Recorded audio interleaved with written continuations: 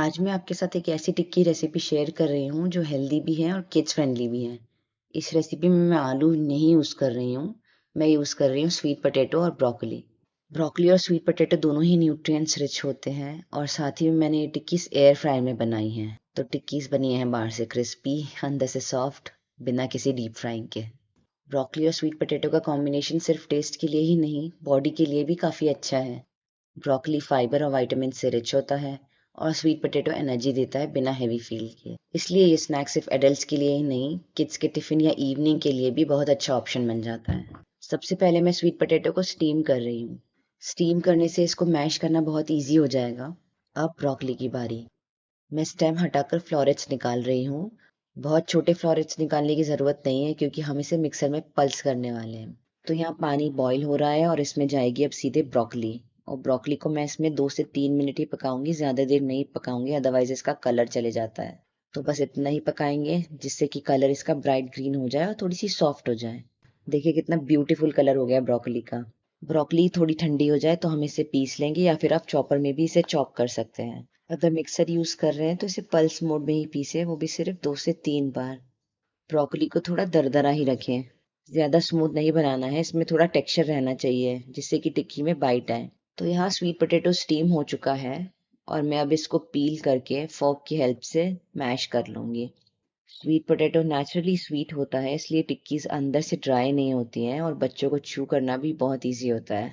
अब सारे इंग्रेडिएंट्स एक जगह रेडी हैं। ब्रोकली ऑलरेडी बोल में है। अब ऐड कर रही हूँ इसमें mash sweet potato, finally chopped onions, shredded carrot और थोड़ा सा जिंजर गार्लिक पेस्ट। ये सारे इंग्रेडिएंट्स टेस्ट के साथ साथ टेक्सचर भी इम्प्रूव करते हैं। अब जा रहा है बाइंडिंग के लिए थोड़ा सा बेसन। बेसन बहुत ज़्यादा यूज़ नहीं करेंगे, सिर्फ इतना ही कि एक अच्छी सी बाइंडिंग आ जाए। अब बारी है मसालों की। तो सिंपल घर के मसाले हैं गरम मसाला, काली मिर्च पाउडर, जीरा पाउडर, लाल मिर्च पाउडर और नमक। मसालों को मैं बैलेंस्ड ही रखती हूँ ताकि बच्चों के लिए भी ये ज़्यादा स्पाइसी ना लगे। अब इसमें जा रहा है कटा हुआ फ्रेश धनिया। इस स्टेज पर आप हरी मिर्च भी डाल सकते हैं पर मैंने नहीं डाली है बच्चों के कारण।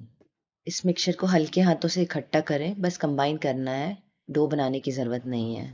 मैं टिक्की की शेप देने का ट्राई कर रही हूँ पर बाइंड नहीं हो रहा है, तो थोड़ा सा बेसन और मिला रही हूँ। तो 1 टीस्पून ही डाला है मैंने, ज़्यादा नहीं। इसी के साथ इसमें डाल रही हूँ मैं 2 टीस्पून ब्रेड क्रम्स। यही टिक्की को क्रिस्प बनाएगा बिना डीप फ्राई के। अब मिक्सचर अच्छे से कंबाइन हो रहा है और टिक्की की शेप भी बन जाएगी। अब बारी है टिक्कीज को शेप देने की। तो हाथ को पहले थोड़ा सा गीला कर लीजिए वरना चिपकेगा। और मिक्सचर का एक छोटा सा हिस्सा ले लें और इसका एक गोला बना लें। अब उसे धीरे धीरे प्रेस करके टिक्की का शेप दें।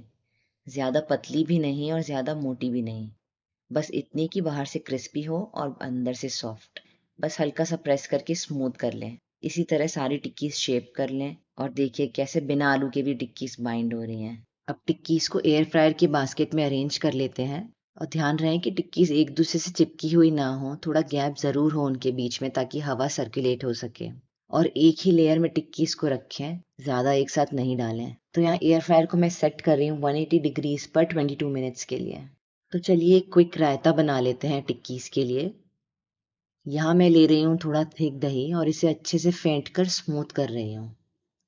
अब इसमें डालिए थोड़ा काला नमक, भुना जीरा पाउडर और किसी हुई ककड़ी। इसे कर ले अच्छे से मिक्स और एक बहुत ही जल्दी बनने वाला रायता रेडी है टिक्कीज के साथ जाने के लिए। टिक्कीज होने ही वाली हैं तो लास्ट के 2 मिनट्स में मैं टिक्कीज को हल्का सा ऑयल से ब्रश कर रही हूँ। इससे कलर और क्रिस्पीनेस दोनों परफेक्ट हो जाते हैं। और हाँ, मैंने बीच में टिक्कीज को एक बार पलटा भी था, तो ये स्टेप भी बहुत ज़रूरी है इवन फ्राइंग के लिए।